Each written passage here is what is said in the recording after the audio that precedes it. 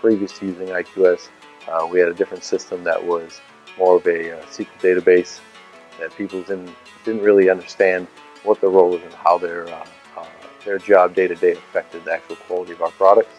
Now it's plain to see for people, and we can populate metrics and simple little tasks outside of from the database from IQS. Makes it easier for everyone to have buy-in and understand their specific roles in the system. One central corrective action system, for example, is that it's easy for me to share learnings of what happens in one plant. We can now share with others. They know where to go to get the information. I'm not always having to send emails out saying, well, here's what somebody did, and forgetting to send it to somebody else. So we have over 50,000 records of nonconformance.